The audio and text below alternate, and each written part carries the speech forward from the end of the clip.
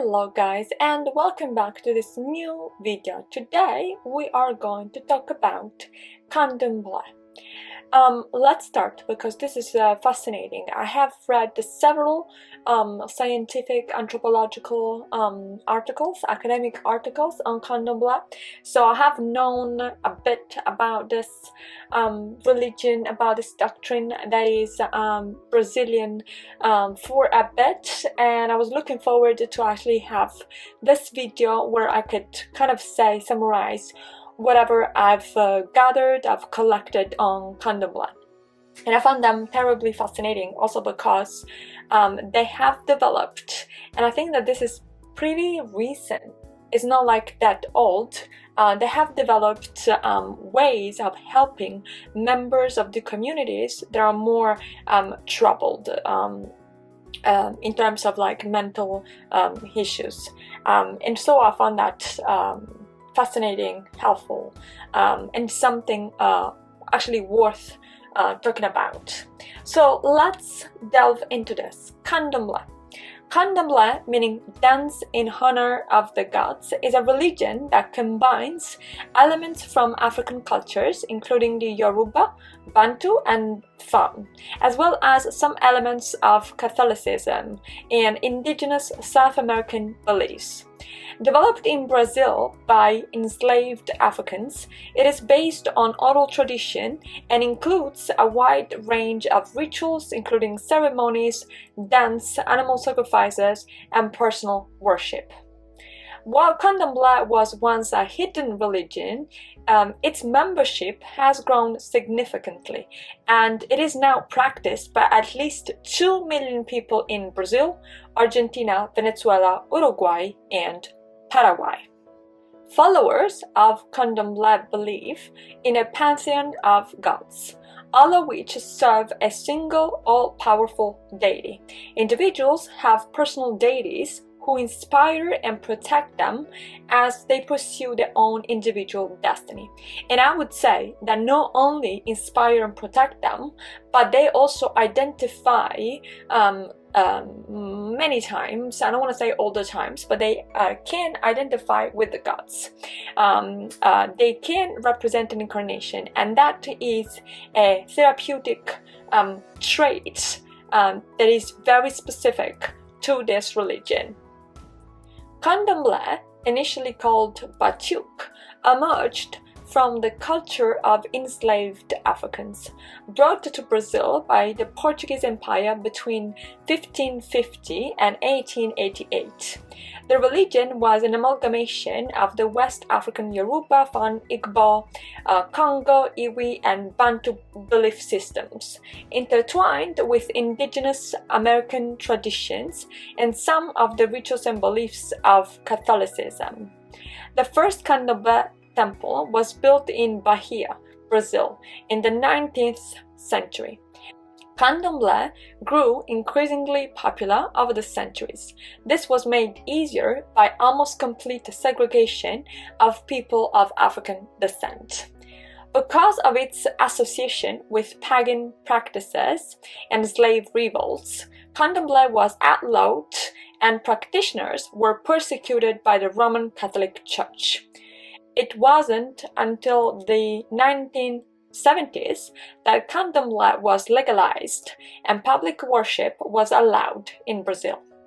For several hundred years, the Portuguese transported enslaved Africans from West Africa to Brazil. There, Africans were supposedly converted to Catholicism. However, many of them continued to teach their own culture, religion, and language from the Yoruba, Bantu, and Fon traditions. At the same time, Africans absorbed ideas from the indigenous people of Brazil. Over time, enslaved Africans developed a unique, syncretic religion, candomblè indeed, which combined elements of all these cultures and beliefs. Enslaved Africans were assumed to be practicing Catholics, and it was important to maintain the appearance of worshipping according to Portuguese expectations. The Catholic practice of praying to saints was not radically different from the polytheistic practices that originated in Africa. For example, Yemania, the sea goddess, is sometimes associated with the Virgin Mary, while the brave warrior Ogum is similar to Saint George. In some cases, images of Bantu gods were secretly hidden inside the statues of Catholic saints. While enslaved Africans appeared to be praying to Catholic saints, they were, in fact, practicing candomblè. Candomblè was practiced freely in African communities, though it was practiced differently in different locations based on the cultural origins of the enslaved groups in each area of Brazil. The Bantu people, for example, focused much of their practice on ancestor worship, a belief they held in common with indigenous Brazilians. The Yoruba people practice a polytheistic religion, and many of their beliefs became part of candomblè. Some of the most important priestesses of candomblè are descendants of enslaved Yoruba people. Macumba is a general umbrella term that refers to all Bantu-related religions practiced in Brazil. Candomblé falls under the Macumba umbrella, as do Giro and Mesa Blanca. Non-practitioners sometimes refer to Macumba as a form of witchcraft or black magic, though practitioners deny this. Candomblé has no sacred texts. Its beliefs and rituals are entirely oral. All forms of candomblé include the beliefs in Olodumare, a supreme being, and 16 orishas, or sub-deities. There are, however, 7 candomblé nations or variations based on location and on the African ancestry of local practitioners. Each nation worships a slightly different set of orishas and has its unique sacred languages and rituals. Examples of nations include the Kwaito nation, which used the Yoruba language, and the Bantu nation, which used the Kikongo and Kimbundu languages. Unlike many Western religions, candomblé does not have a distinction between good and evil. Rather, practitioners are urged only to fulfill their destiny to the fullest. An individual's destiny might be ethical or unethical, but the unethical behavior does not have negative consequences.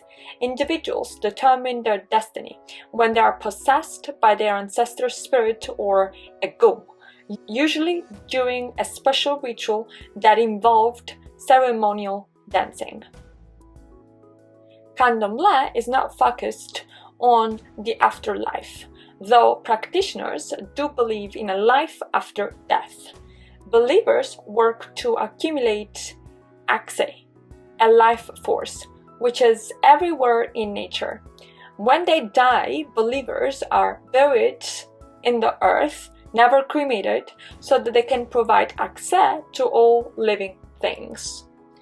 Candomblé temples or houses are managed by groups organized in families. Candomblé temples are almost always run by women, with the support of a man. Priestesses, in addition to running their houses, may also be fortune tellers and healers.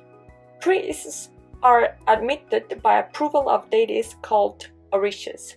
They must also possess certain personal qualities, go through a complex training process, and participate in initiation rites, which can take up to 7 years. While some priests are able to fall into trance, some are not. The initiation process starts with a seclusion period of several weeks, after which the priest who leads the initiate's house goes through a divination process to determine what the initiate's role will be during their time as a novice. The initiate may learn about Orisha foods, learn ritual songs, or look after other initiates during their seclusion.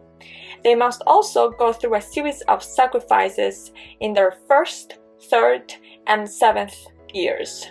After 7 years, they become elders, so senior members of their families.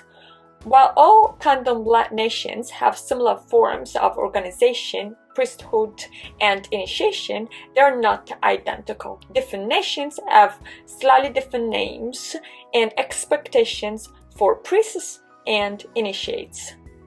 Candomblè practitioners believe in a supreme creator, Olodumare, and orishas, which were created by Olodumare.